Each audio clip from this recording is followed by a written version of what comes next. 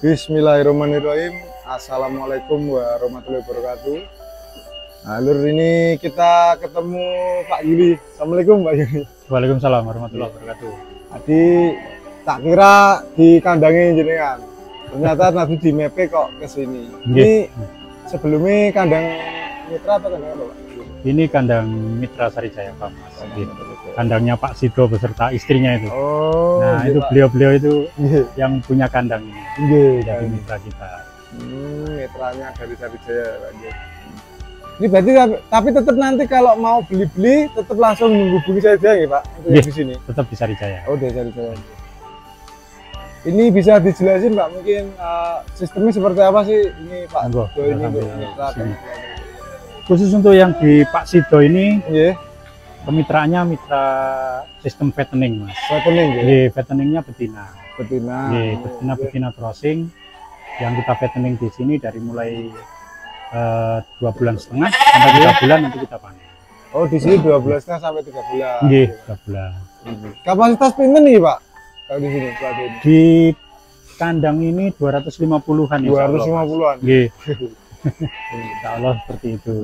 Nah, ini biasanya Pak, ini kan saat 2 bulan panen, ini berarti ini yang dijual ke teman-teman yang ini Pak ya, yang hasil dari pembesaran ini.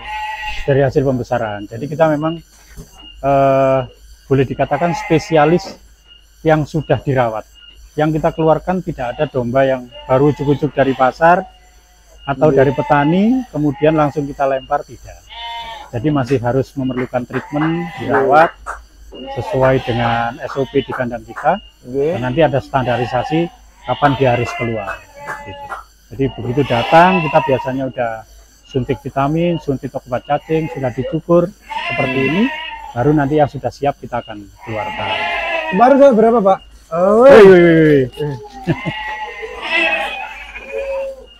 Kemarin untuk bahan sampai berapa Pak? Bahan untuk yang dijual itu? Bukan yang misalnya dari sini mau dijual ke teman-teman itu sampai mulai. Kalau doro-doro yang kita jual itu ada 2 jenis, crossing dan cross texel yang bulu halus ya, yang kulit merah itu. Nah, itu memang harganya berbeda. Kalau yang crossing begini kita biasanya jual itu malah dari harga, kalau jogrokan itu dari harga 2.250.000 sampai ada yang sampai kisaran 3 juta ya. Mulai 2.250 sudah dapat 2.250 ada. Seperti yang ini Pak? Iya, tapi kondisi kosong ya. Iya, kondisi kosong. Seperti ini loh. Ini yang jenis itu ya Pak? Apa crossing tadi ya? Kalau yang jenis tadi apa? Bulu keriting. Bulu keriting di sini ada nggak jadi Pak? Bulu keriting kebetulan habis ya Mas. Oh, habis ya? Lah kemarin ada di kandang ini yang tadi dipindah sama anak-anak itu. Oh ya. Oh, bentar, sudah diambil ya Pak, dibeli orang Pak. Kalau yang bulu keriting halus berapa Pak? Di bulu keriting halus itu di kisaran harga 33 sampai ada yang sampai 5 bahkan. Karena memang bobotnya gede-gede Mas. Jadi dari bobot 35-an sampai ada yang bobot hampir 50, bahkan kemarin yang diambil itu ada bobot 54. Betina? Betina, 54 kondisi masih darah. Calon jumbo itu. Calon jumbo. Cuman untuk yang ini, yang tadi jenengan USG, ini kita tidak akan keluarkan dalam kondisi kosong. Ya, karena kita akan kawinkan dengan jantan Dorper full blood ini. Makanya tadi di USG untuk dipastikan tidak positif ya Pak? Dipastikan nggak bunting lah. Wah, ini dikawinkan dengan jantan Dorper full blood. Ini nanti dijual sampai harga berapa Pak kalau sudah kawin Dorper? Kawinan nanti insya Allah ya di harga 3 jutaan ke atas. 3 juta ke atas ya? 3 jutaan Lor, ya bisa 3,5, 3 berapa? Lihat besar kecilnya. Lihat besar kecilnya. Nanti mungkin bisa menghubungi. Ini berarti ini di Dorper yang diminta di kandang satunya masih ada kan Pak? Masih ada. Insya Allah kita akan bawa ke sini nanti 3 ekor. 3 ekor yang di sini? Karena betinanya di sini ya banyak. Akan kita bawa ke sini. Jadi di sini malah double ya Pak? Kan dulu kayak ini hanya penggemuan ya. Sekarang penggemuan plus buntingan. Pak Do ini ikut Sarijaya udah berapa tahun Pak? Dari Sarijaya ikut gabung dengan kita ya insya Allah 4 tahunan sekarang. 4 tahun. Insya Allah. mulai awal-awal COVID kayaknya. Dulu Pak Do mulai berapa ekor dari itu? Awal itu 11. 11. Nggih, 11 ekor. Nggih. Waktu itu kandangnya masih ini kayaknya, Mas. Oh, masih ini. Ada 2 kotak ini kayaknya. Nggih. Karena ini dulu kandang sapi, terus Oh, kemudian masuk dulu Pak Do ternak berantakan, sapi gitu. sambil domba. domba. Terus beliau mencoba breeding sebagian, terus sebagian fattening. Gitu. Jadi akhirnya dari 11 panen nambah ke 23. 23 nambah lagi minta 30. Nah, 30 itu kemudian beliau punya modal lagi. Iya. Kemudian inginnya setiap bulan punya panenan 30. Ternyata terus bertambah sampai sekarang itu setiap 2 minggu 60 ekor. Setiap 2 minggu. Setiap 2 minggu. Jadi ada 60 itu. Ya. Itu rata-rata dari mulai yang terdekat 2 minggu terlamanya 1 bulan. Udah enggak 2 bulan setengah Regulasi ya? panennya Oh, karena muter ya, Pak ya? muter. Muter. Tapi rawatannya tetap di minimal 2 bulan setengah. Cuman karena kapasitasnya banyak, jadi bisa di rolling. Rolling 2 Iya. minggu. Di rolling. Tuh, ambil ke sana, nggih. Nggih, monggo. Pak Yuli. Monggo. Kalau di Pak Yuli, kemitraan Pak Do ini apakah pakan itu juga dari jenengan atau gimana? Untuk pakan kita bebas, Mas. Bebas Nggih. ya? Intinya kita sharing belajar agar mitra itu juga bisa Nggih. berhasil gitu ya. Nggih, nggih, Jadi kita selalu belajar lah. Nggih. Mitra juga kadang ada yang lebih pintar daripada kita karena selalu setiap hari berkecimpung di sana, Nggih, nggih. coba ini seperti ini ADG-nya, ini seperti ini. Akhirnya di mix sendiri ketemulah Nggih, nggih. pakannya. Gitu. Nah, ini waktu pengolahan pakan ya, Pak? Ini mau pemberian pakan sore, Mas. Nah, Ini serat sama konsentratnya. konsentrat ya. Iya. Kalau perbandingannya jenengan tahu apa Pak Do ini, Pak? Pak Do. Perbandingannya kita pakai 70-30. 70 Konsentrat, 30-nya serat. karena penggemukan ya, Karena Pak ya. penggemukan. Jadi mungkin dibalik ya. Kalau breeding kan biasanya Nggih, 70-nya serat, 30-nya konsentrat. Konsentrat. Ini malah dibalik ya. dibalik gitu. 70-nya malah konsentrat ini. Nggih. Dengan pakan seperti ini di Pak Do sendiri ADG bisa sampai berapa, Pak? Per bulan, Pak? Kalau rata-rata dengan jenis crossing ya, Mas ya. Iya, jenis Itu crossing. ADG-nya bisa 4 sampai 5 kilo. Per bulan. Ya, tapi kalau keriting, nah ini ada beliaunya. Iya. Tertinggi ADG-nya berapa itu? Tertinggi untuk ADG keluar berapa, Pak Do? Kemarin yang pernah di kandang ini dengan pola pakan seperti ini. Pertambahan bobot tertinggi itu Tertinggi pernah Iya. ada yang 15 kilo pernah. 15. Bulan, 1 bulan 1 bulan. 15 kilo. Tapi kalau hasil rata-rata ya 4,5 kilo. 4,5 itu 5 rata. kilo. Iya. Kalau biaya pakan sampai berapa tuh Pak Do ini, Pak Do? Kan kira-kira ya itu hitungannya ini kalau sentranya 5.500 Sebenarnya 5.500 sehari 1 ekor. 1 ekor. Kalau seraya mungkin di berapa ya? Pokoknya menggerucutnya 1 ekor Oke. 1 kilo. 1 ekor 1 kilo, Nggih. Oh, mic-nya ini, Nggih. Oke, kita lanjut ke sana, Pak. Nggih, monggo.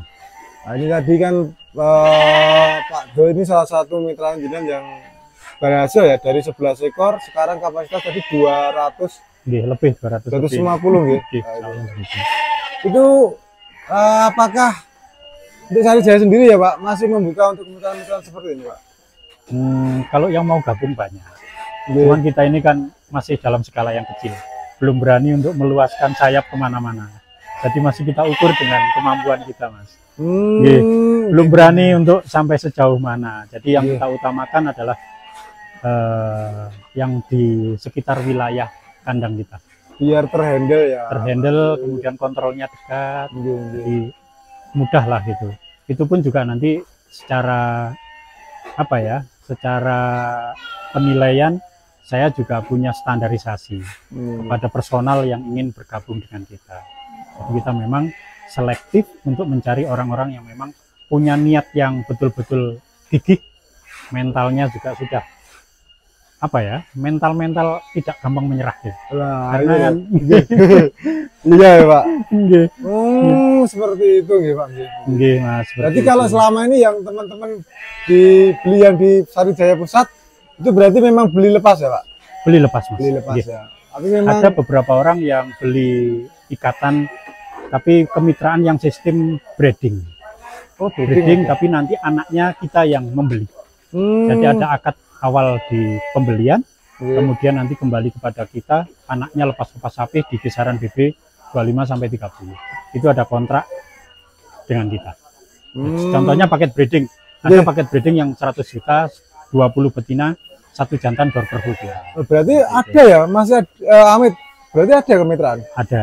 Tapi yang breeding ya. Yang breeding. Kalau yang fattening untuk yang sekitar kita aja. berarti Dan itu kapasitasnya sekarang ini sudah, saya pikir sudah cukup lah dengan Iya. kemampuan kita ya. Takutnya nanti kita membuka kemitraan luas, tapi kemudian satu, pendampingan kita tidak maksimal. Oh. Akhirnya hasilnya juga tidak bisa dirasakan sepenuhnya oleh mitra. Iya, Kemudian dengan kondisi cash flow kita ukur juga. Nanti kalau semua bareng panen 30, 10 orang 300 ekor, wah kita juga kewalahan nanti. Gitu Mas. Nah, ini yang sudah, ini baru masuk berarti Pak ya? Baru Iya, dicukur-cukur. ini bibit baru masuk dan Iya. dicukur, kemudian ada injek vitamin, obat Iya. cacing, makanya yang keluar dari sini itu betul-betul yang memang sudah ditreatment, sudah dirawat. Ini baru 4 hari. Bobot masuk berapa Pak biasanya ini Pak? Kenapa Mas? Bobot masuk ini untuk kemitraan jadi Bobot masuk kita 20 ke bawah. 20 ke bawah. Iya, 20. Panennya di Bebas. bebas. Bebas. Bebas, ya. Bebas panennya. Kita hanya batasin waktu antara 2,5 bulan sampai 3 bulan. Karena pertumbuhan domba itu tidak sama.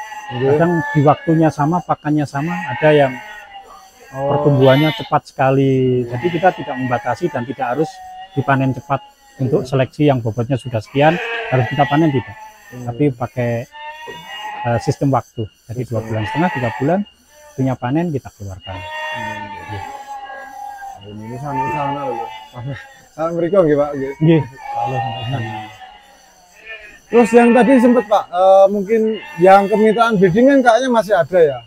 Itu masih buka atau enggak Pak? Yang kemitraan breeding tadi.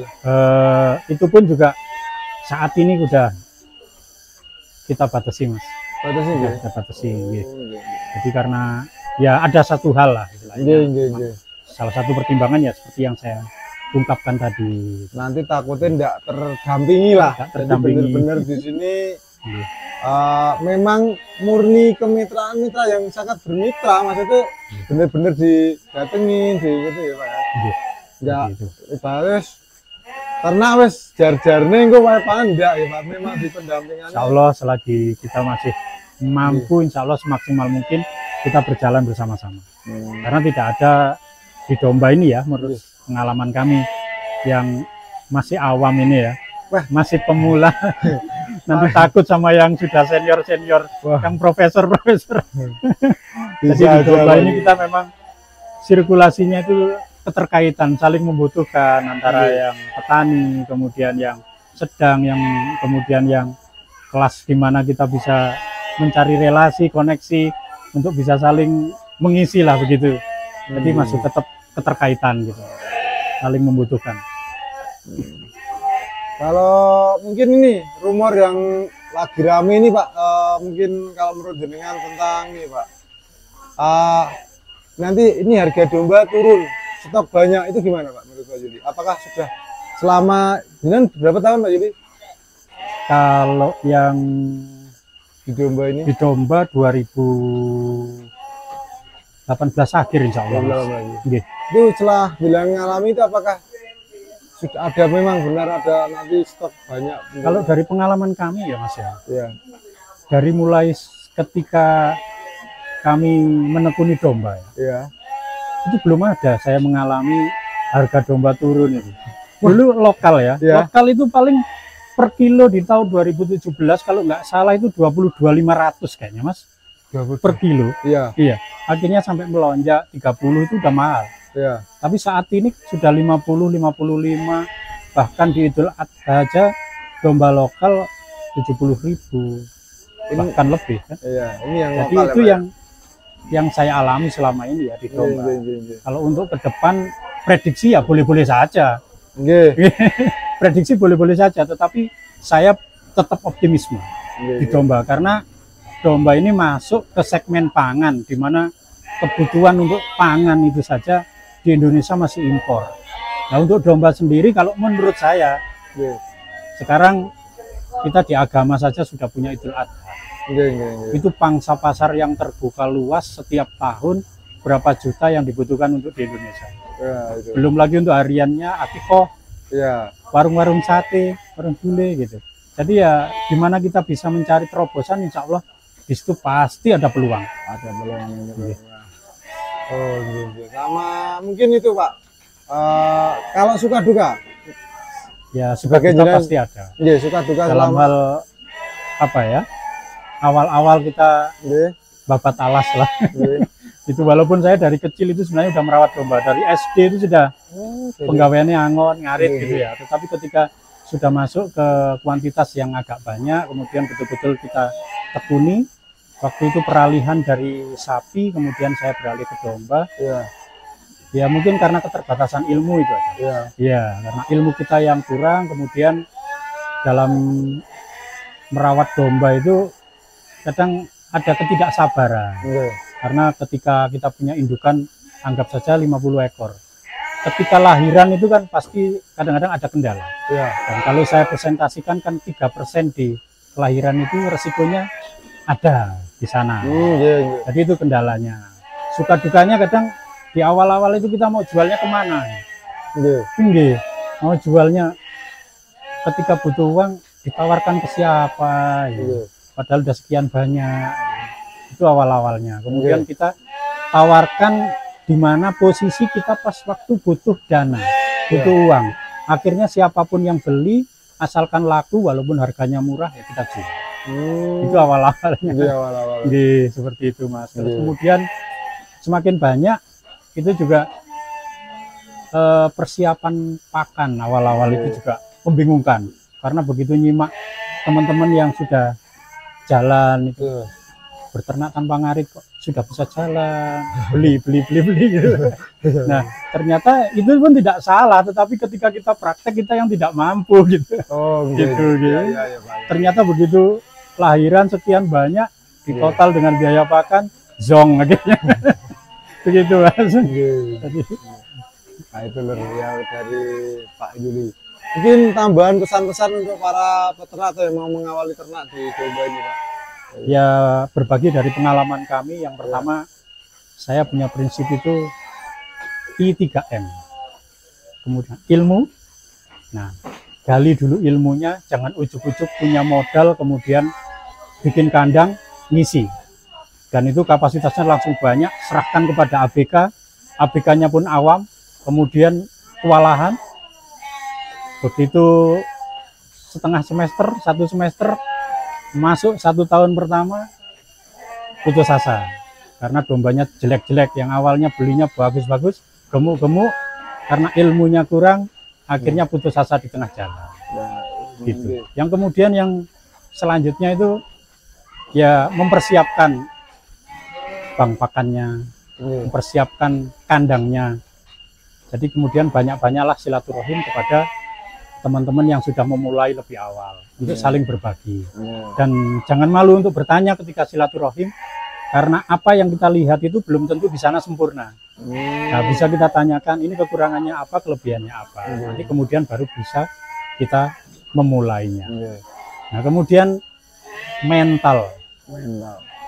Yang kedua itu mental, M yang kedua. Kalau mental kita itu mental tangguh, walaupun ada kendala apapun juga, kita hadapi saja. Sama dengan mentalnya seorang petani kalau saya itu.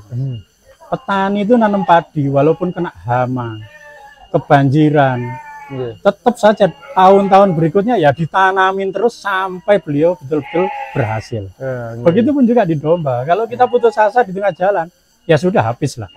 Tetapi kalau kita terus berjalan, lama-lama sampai di tujuannya.